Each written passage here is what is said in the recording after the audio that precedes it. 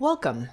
This video contains an introduction, an interview so you can gain deeper understanding of the subject from spirit level, and a group frequency calibration so you can start to clear the frequency distortion patterns around this topic. Enjoy! Hi everyone, this is Karen Cheong, and I'm here with my co-host Dennis Kelly. Have you ever noticed that when you're with work colleagues, you might be a certain way, with your partner another way, and with your parents somehow different still? Many of us will shift who we are depending on who we are with. For some of us, we change so much from person to person that we can feel we are being or acting out of alignment with who we think we are or should be, and in extreme cases can even lose the sense of who we really are. Today we're discussing why that happens, what fundamental authenticity is, and how that changes the game in our relationships with others and even with ourselves. After the discussion, we're going to wrap it up with a group frequency calibration to help you begin to remove the distortion patterns around this topic. So let's get started. Dennis? So Karen, you mentioned being authentic wherever we're at, whatever the situation is, whoever we're with. And so truly being authentic, who we are. But, the question I've got for you, isn't it only natural for us as we move into different environments or with different groups of people to shift, to kind of accommodate, what the situation is? Isn't that only natural? Yeah, thank you for that question. I think it's, what I would say is it's natural depending on who you are and how much internal strength you do or do not have. So just to redefine, I'm going to answer your question, but I'm going to just talk about fundamental authenticity first. Okay, so fundamental authenticity has to do with essentially being internally strong enough, having released enough distortion patterns, and being of a high enough resonance that you hold or are embodying a state of neutrality, which means you're less attached to external reference points, meaning things like what other people think of you in order to feel worthy or safe or loved, or what your relationship to other people and whether or not you have them, that type of thing. Okay, so you don't need the external reference points to make yourself feel complete and whole, because you're complete and whole in yourself. So as a result, you're what I call fundamentally authentic, meaning you don't need to shift depending on who you're with. Because as you just said, many people are very different with whomever they're with. So they're different with their parents, they're different with their friends, they're different with their work colleagues, they're different with the people that they, do their hobbies with. And they're just sort of shape-shifting a little bit or changing a little bit of who they are, or sometimes a lot of who they are, depending on the circumstance that they're in. Now, that's normal when, as you say, when we don't have this level of fundamental authenticity, when we actually are not holding our space very well, and we are allowing ourselves to be either sometimes be pushed off center or shifted, or have other people's frequencies run through us in order to be accommodating, or for us to have them like us. Okay, so going into a pleasing pattern. So that's what I would say happens when we're not in a state of fundamental authenticity, and when we're needing to shift to get, like what I just mentioned, either validation or being liked or accepted, or that type of thing. The one thing I thought about when you were talking about that is the people pleaser.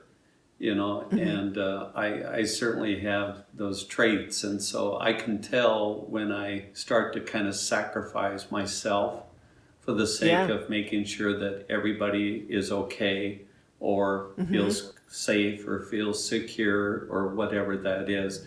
So for those listening that are the people pleasers, they can really relate to what you're talking about. Mm-hmm.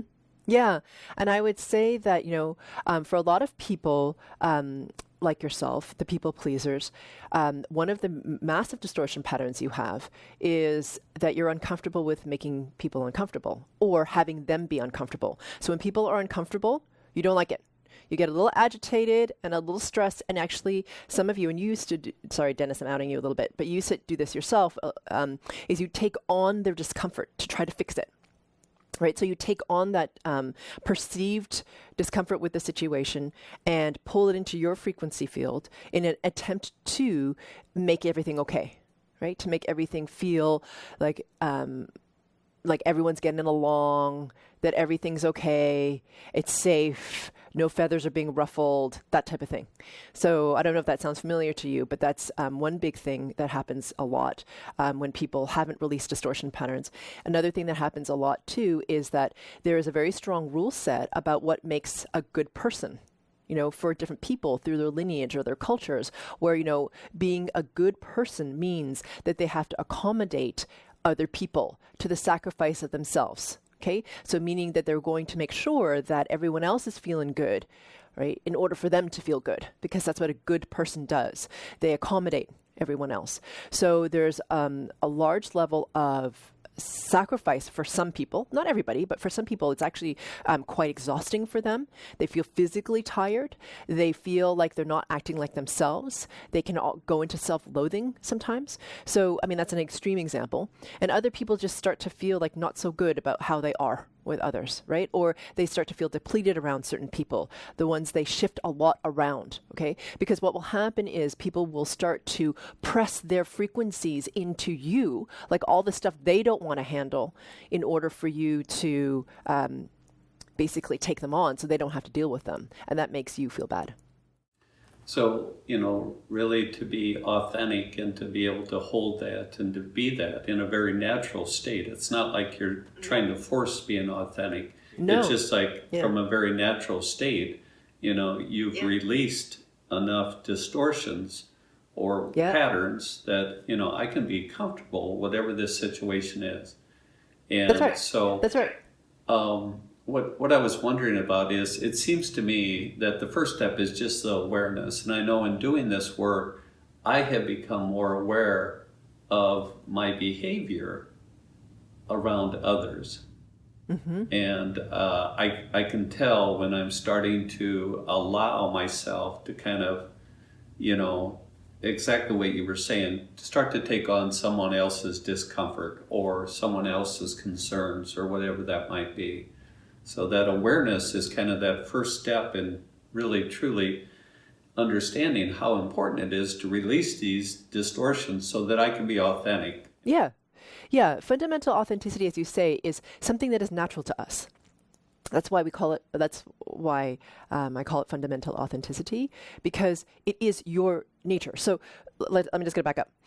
So when I talk about fundamental authenticity, it's actually a reflection of the essence that is you within the sphere of your spirit body. Okay, so this is who you are, right? Your essence. It's a reflection of you, who like you as infinite consciousness. Okay, so it's not quite at that level because it still has that layer of humanness to it, because fundamental authenticity is an expression through the humanness. However, it's clear of distortion from an external source. So it's true to you. Okay, it's who you are without interference from other. It's our natural state. So as you strengthen, you return to this natural state, right? Because where you're sort of clear and not taking in all the heaviness or the discomfort or the not feeling good of someone else. It's just clear. So you are aware as you become higher in resonance and you release distortion patterns, you become more aware of when someone's trying to push the distortion into you. Right? Because you're clear. You've done all this work. Here you are. You've cleared all your distortion patterns, or a number of them, let's just say. And when someone tries to push it into you, it doesn't feel so good. You're much more aware of it because you're now in a position where you're clearer, you're stronger. So therefore, you get to a point where you don't want to allow that, right? It doesn't feel good. Like the sacrifice, your awareness of the detriment it does to you becomes much more apparent. Whereas before, you would be willing to sacrifice self in order to make someone else comfortable, right? Because it was more painful for you to have them be uncomfortable than for you to be uncomfortable. And now that's changing. right? When you clear off all these distortion, it's not that you're trying to get them to suffer. It's just that you realize that you are holding your space and they are having whatever journey they're having. And it doesn't necessarily need to have you be sucked into it, all right? Or have their frequencies pushed into you. I'm not saying don't be not have compassion, of course, right? It's to hold your space, right, with clarity, to know who you are, to realize that what the boundaries of you is versus someone else, and then to realize that is a hard choice they're making. That is a tough road they're going down to. But that doesn't mean that they need to come into the space that's yours and impact you in a way that drops your resonance. Then it doesn't help anybody. Right now, you just have two people who are dropped in resonance. It doesn't help the whole at all. It's actually quite the opposite, right? So by holding who you are, you're holding your space, being in the state of fundamental authenticity, you actually buoy the people around you. And what I'll say is, as you embody the state of fundamental authenticity more, you're acting more and more from a point of being more in integrity with yourself. You can't help it, right? It's an expression of that. And you're also, because you've released more of the distortion patterns and you are in the state of neutrality, your resonance is higher, you're also aware of more anyway, of your impact on others, right? So you're aware of the whole. And so that sounds like I'm negating myself. Like, gee, you just said, don't let other people come into your space, don't take on their stuff. But you just said you have an aware of your impact. Exactly. From a higher level order, meaning that you know that if you hold your space, which means holding the resonance that you are, okay, without letting someone else impact you just to pull you down, actually buoys up the whole. Because you never know who you catalyze into something better when you hold your space, your resonance. You're actually doing a greater service. So it's integrity from a higher level order, if that makes sense. So again, back to from a very personal standpoint, Karen, what I've noticed is in doing this work is, first of all, the awareness.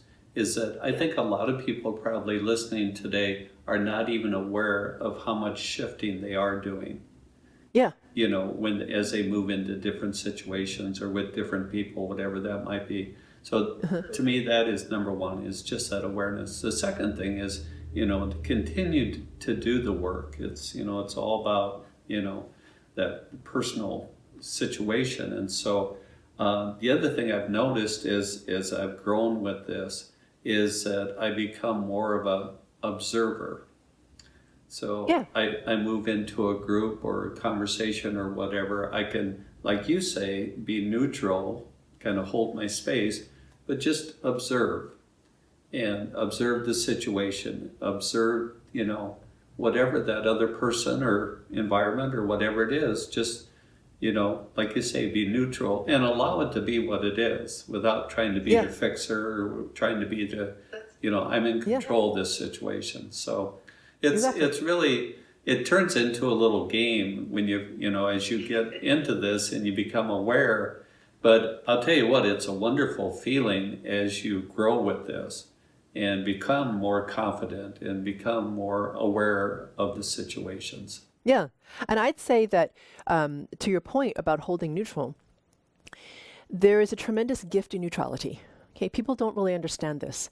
But when we personally don't have an agenda for someone else, okay, and we're not trying to get them to do anything or believe anything or take on a particular idea, we're just neutral, allowing them to be in whatever thing that they're in.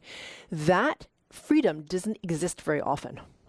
It really doesn't, because most people, when they're interacting with others, have an agenda. There's usually some, you know what I mean? There's some kind of outcome the other person's trying to get, usually in an interaction with someone else. Okay.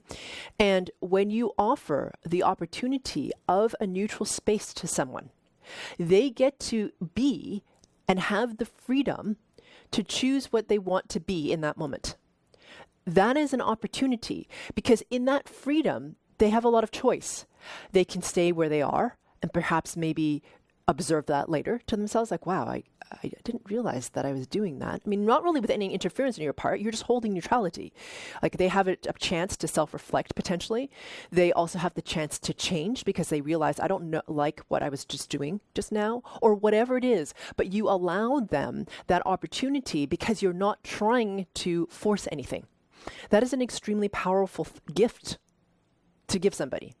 Okay, and to give self too, right? Because you're just holding, as you say, the observer, the neutrality of it, and you're not trying to force an outcome. And that's what happens when you're in this state of fundamental authenticity, because you're just sitting in the beingness of who you are, without apology, without softening, just being, without trying to force anything, control anyone. You're just being, and you're being neutral. That is a huge thing. Okay, because like I said, it can catalyze a tremendous amount for that person because of all the freedom that it allows them. And it allows them also to train up to the higher state of resonance that you're embodying. So all of that is possible when we are in this state of fundamental authenticity. And it's, again, not something that you necessarily need to strive for. It's something that will happen as a natural consequence of you releasing your distortion patterns. And it can be a state that we get to more quickly, as you say, Dennis, by simply observing, right? The light, the power of the light of our observation is huge, massive power in this, because it allows us to see ourselves, take personal accountability, and then release or confirm the removal of the distortion pattern that we don't want anymore. So it's an incredibly powerful tool. And as you say, it's the first step. So all you just said is very important. And I think another amazing byproduct of being authentic is the fact that as an observer and holding your space and just being neutral is you become so much of a listener. And, you know, if I'm all wound up and trying to pretend to be somebody, I'm kind of acting out this persona. And where if I'm truly just myself and neutral, my listening skills are so much better. And that's probably the greatest gift that we can give somebody, is to truly listen to them. Yeah, totally. And to add to your point, the reason that that has so much power is because you're listening not just from your ego mind self, okay, or what I would call the small s self. You're listening in neutrality because you're embodying fundamental authenticity from also your big S self, the self that's associated with spirit. That's what allows you to hold that field of neutrality. Right? You're just simply being present with them. So because, you see what I'm saying? You're actually being both at the same time in order for them to have that experience of whatever it is that they are allowed to be. And it might like open up so many things for them, right? They might have an emotional release they didn't realize that they needed to have. They might catalyze and change and realize they need to grow and be something different. They might have an inspiration flash in. Why does that happen? It happens because you're holding that space of the big S self, right? The self that's very aware of things from spirit perspective. That's of a higher resonating order than simply your ego mind self, right? The small S self. So when you're embodying fundamental authenticity, it's not just from the perspective of I'm authentic to my ego mind, who I think I am as a personality. I'm actually holding the big S self, meaning that from spirit, that which doesn't think, want to control, do anything. It's just present in the present moment. And being present in that present moment also pulls them into the present moment. So all these wonderful things can happen when we embody this state of fundamental authenticity. And you do it really well. That's why so many people want to talk to you. Because it feels good for them to be in your field when you're in that state, right? And so, of course, we're going to have moments of humanness, okay? So it's not like we've said many times before, Dennis, it's not like you all of a sudden ping into this state and now you're always in fundamental authenticity. You go in and out of it. You're human. You know what I mean? So don't be too hard on yourselves, right? You're just going to go, sometimes you're going to be able to access this state and you're going to be in it and it's going to be wonderful. And other days you're not going to, or other minutes you're not going to, you know what I mean? Like minutes in the day or hours in the day are going to be different. So that's okay. And as you release more distortion and as your resonance rises, you get to be in it more and more. And just like you were saying, Dennis, like for you yourself, you've noticed more and more when you're in it, when you drop out of it, when someone's trying to push you out of it. You don't like it, right? From what it sounds like. And because you've done all this work to get there. So we're a little less willing to chuck that out the window. At least I'm not as willing. That's what I'll say for me. Karen, a lot of, what we've been talking about certainly has to do with relationships and, that relationship first with self and then our relationship with others, and being authentic really gives us an opportunity to develop some really strong relationships. You know, if I can come to the table and be present and be neutral, and something you just said really triggered me. You said, you know, if I'm present, it's like I'm giving the other person to come into this conversation or relationship and be present also, and for them to be authentic. So now, can you imagine two authentic people, you know, having a conversation or relationship, whatever that might be? That's you know, that's pretty wow. Yeah. Yeah. And some people have never experienced that. So when they're in the field of that, it's it can feel like almost like a release for them, right? Because, and I know from the stories you've told me, Dennis, that a lot of people will have like profound realizations or breakthroughs, and you don't do anything other than be with them, right? I mean, that's a huge thing. It sounds, and in our culture, it's like you have to do something in order to be valuable. But in fact, the presence of who you are allows them to have all that. And for many people, it's like a huge deal because they haven't ever had that opportunity. And it's a tremendous gift. So, yeah. Wow. Well, Karen, thank you very much. This has been a very, you know, I just really enjoyed this conversation on being authentic. So thank you. Thank you. Karen, could you help me? I hear so often when I look at your video or your website, GFC. Exactly what is that? A GFC is a group frequency calibration, which looks a lot like a guided meditation on a particular topic. And what I'm doing is I'm helping you to remove the distortion patterns of that particular topic.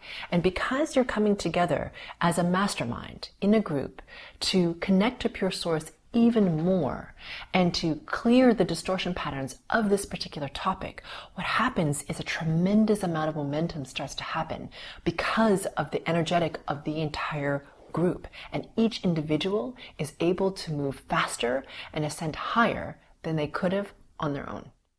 Welcome everyone to the Group Frequency Calibration on Fundamental Authenticity. The focus of this GFC is on creating more internal focus, okay?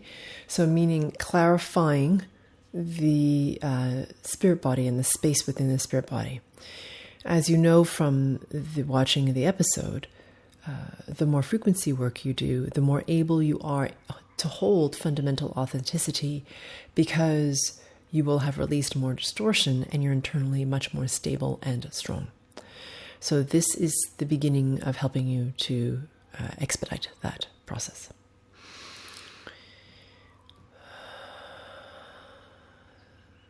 So first, becoming aware of your body. And as you become aware of your body, becoming aware of your fingertips.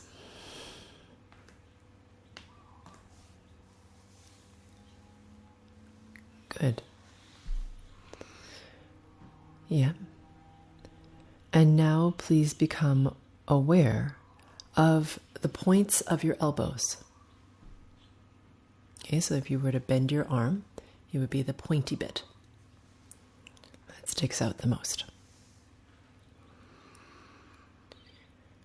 Good.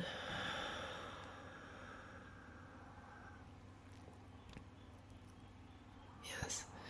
Yep. And now become aware of your breath, please. Noticing your breath.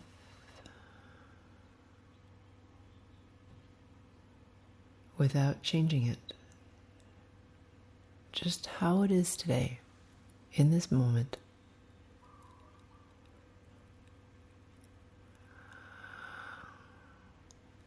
And then when you're ready, taking the opportunity to deepen your breath, to allow it to become more long, to allow it to fill not only the front part of your body, like your chest, but also the back part of your body, so your upper back.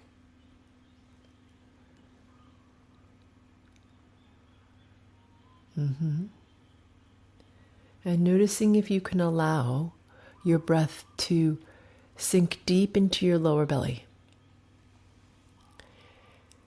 And if that's not available to you, just notice that.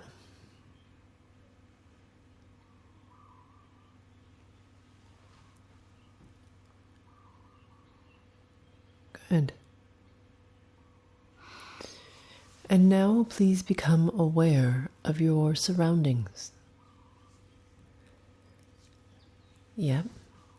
And as you become more aware of your surroundings, please notice the smell or the smells around you.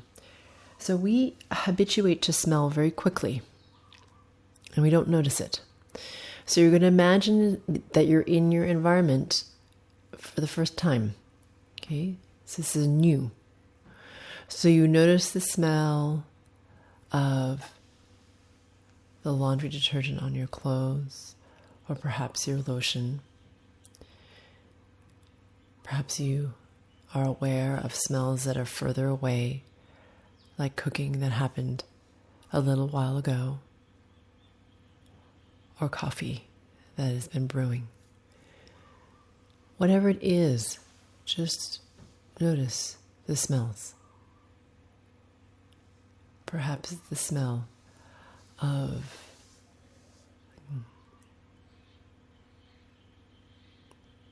woolly clothes drying. Whatever it is, just notice it.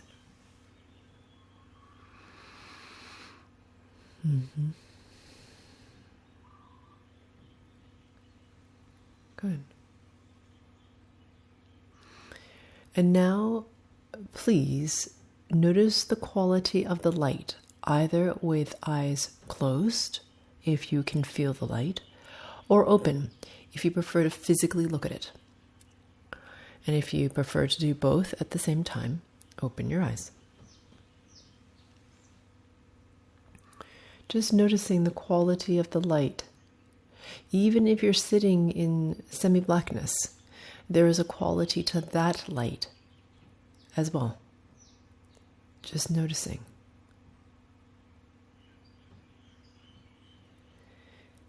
Yeah. And now, with your eyes still open, please triangulate. Now, some of you can triangulate with your eyes closed. So if that's better for you, do that. And if you prefer your eyes open, do that.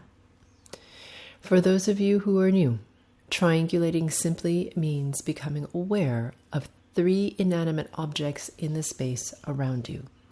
What those objects are is not important. You're going to notice the distance between each object and you, and then you're going to feel that distance. So, for example, if object A is the bed, then you would notice that the distance between the bed and you is 4 feet. And then you would feel the distance between the bed and you. And you would do the same thing for objects B and C. And as you do this, what will happen is that you will notice that your sense of where you are in space clarifies and or becomes more present for you.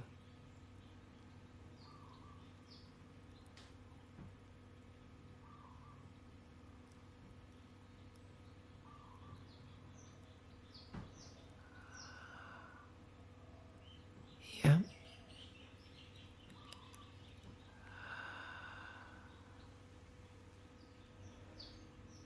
Good. For those of you who are a little faster with triangulating, bringing your attention now, please, to your heart space in the center of your chest in your nipple line. Breathing normally when you arrive here. And then we're going to take a nice deep breath together, inhaling, holding your breath at the very top for a count of 5. And then whenever you finish that 5 count, releasing the air at whatever speed feels good to you, holding your breath out also for a count of 5. Yeah.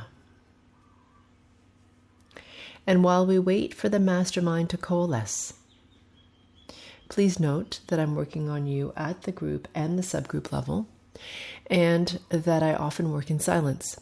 So if you don't hear me, just know that I'm still working on you.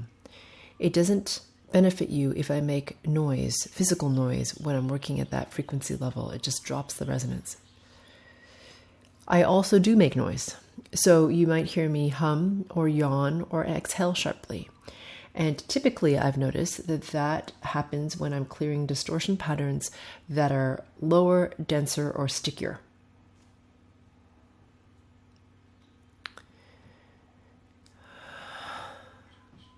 Also, if I say something that resonates with you, likely it's yours. And if I say something that you really resist, likely it's yours. So, I invite you to remain open and explore.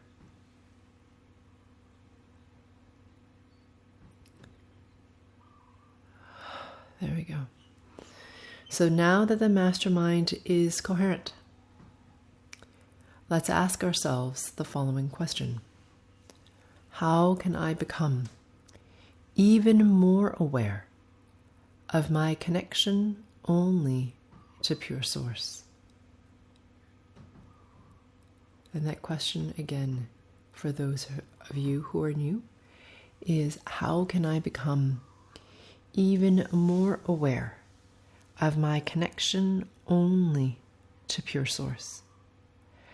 And as you ask yourself that question, please imagine, sense, feel, or become aware of the space at the center of your body.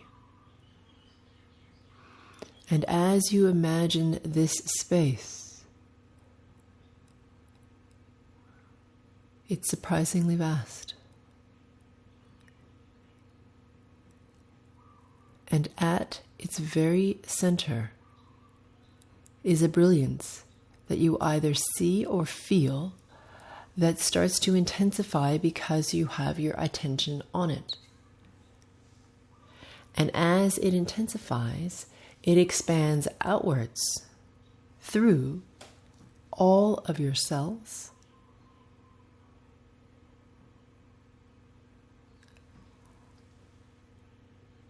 out through your organs,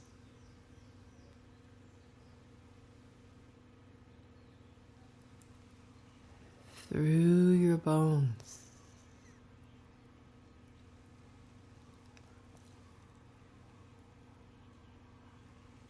out through your flesh and your muscles, radiating out through the pores of your skin into the space between your physical body and the outer perimeter of your spirit body, which is a sphere at arm's length, all around you.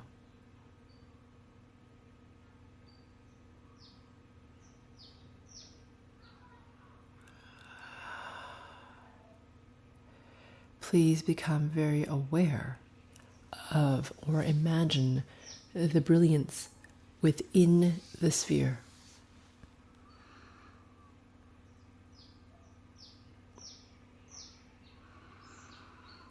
And now please become aware of the space all around the sphere. And as you become aware of this infinite space, please know that I'm working on you at spirit level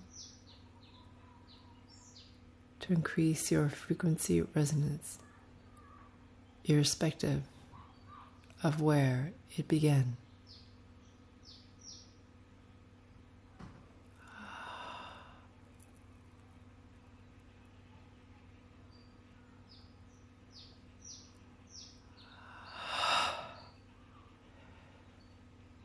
This is one of the most important things we do, because the higher your frequency resonance, the more effective the session, the more momentum you gain on spirit level, and the faster your integration.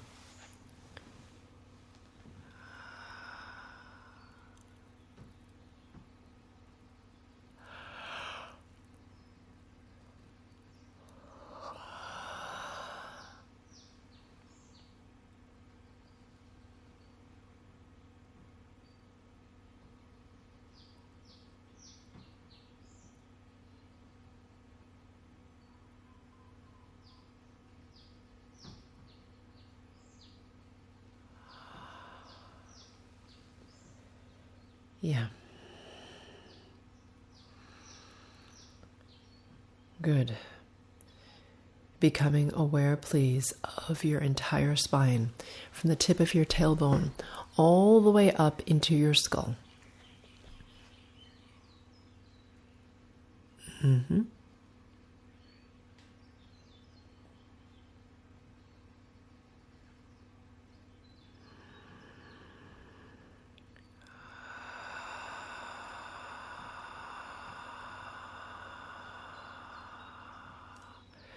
So the first thing we're going to do here is release your oversensitivity to what others feel or think about you. Oftentimes you assume that they feel or think a certain way about you, but they're not actually thinking about you at all. So let's release this, okay? For some of you, it's a lineage pattern.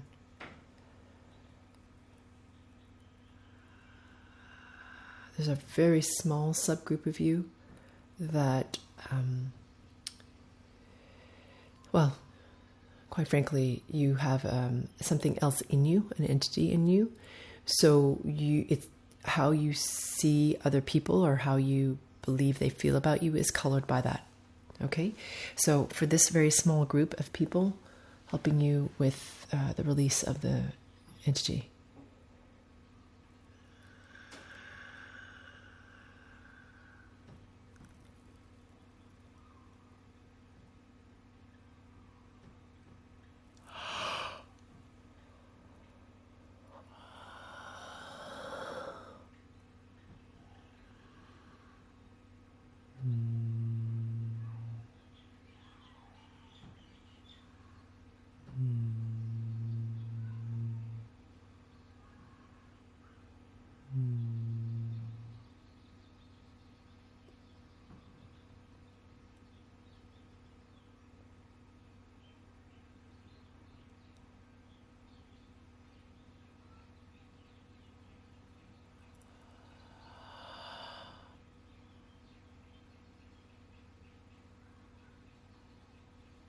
There we go.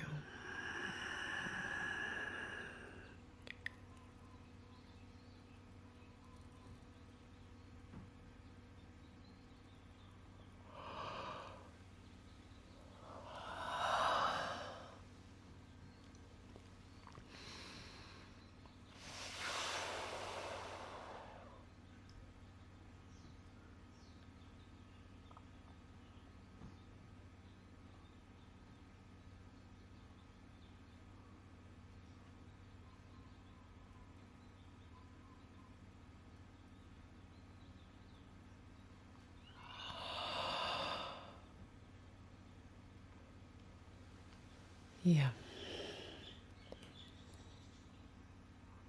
Better. Bringing your attention to your heart space in the center of your chest in your nipple line, in a straight line down to the midpoint of your solar plexus, which is between your belly button and the base of your sternum. Mm-hmm. So we're now going to release a distortion pattern of low self-worth. That you have to do something or provide something that's different depending on the person that you're with. Okay, so your value is in your doingness. Let's release this because it's not true.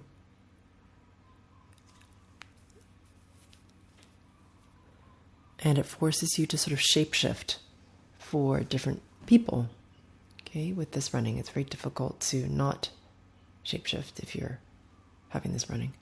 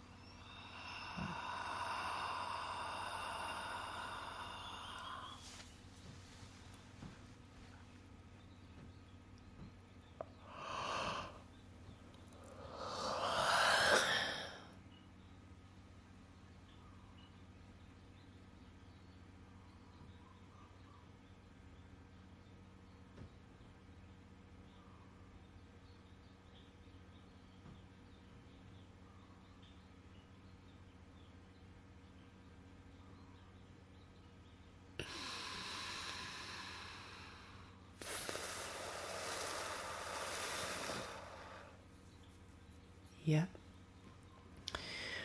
Good. Bringing your attention to the center point of your solar plexus. So there's a large subgroup on this call that are not sure of where they are, meaning they don't know what's them and what's other. It's hard for you to determine that. And so as a result, because you feel other people pretty strongly, or very strongly, depending on who you are, you start to shift who you are, because you can feel that they're not comfortable with you the way you are. So you modulate yourself. Let's release this.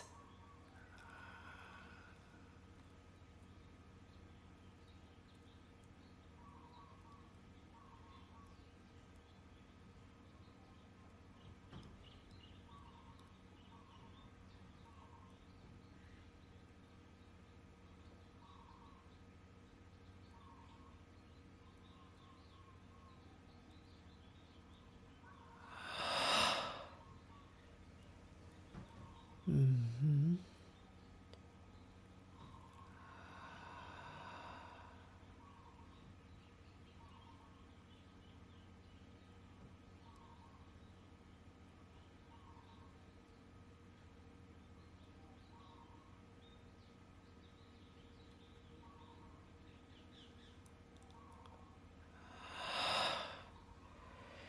Good. Bringing your attention now, please, to your xiphoid process. Right at the base of your sternum, and about 3 inches directly beneath it towards your belly button in a straight line.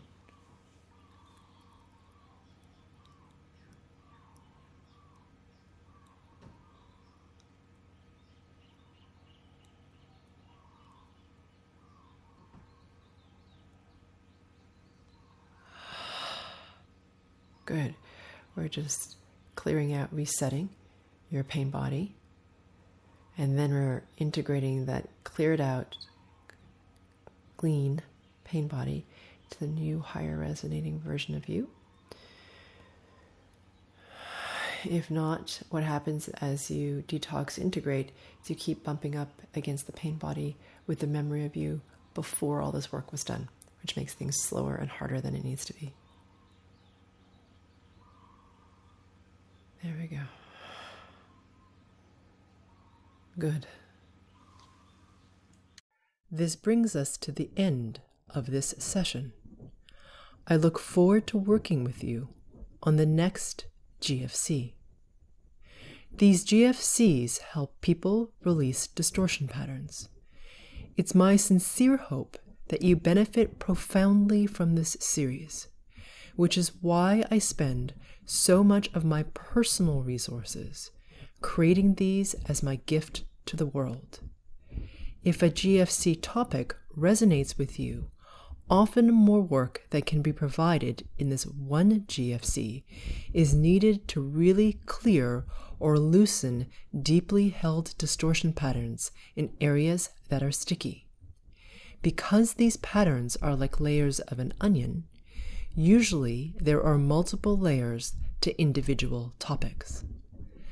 Depending on how much of a challenge this topic is for you, it may make sense for you to go deeper than what this session allows. If you feel this is the case for you, please visit sphericalluminosity.com for more targeted support.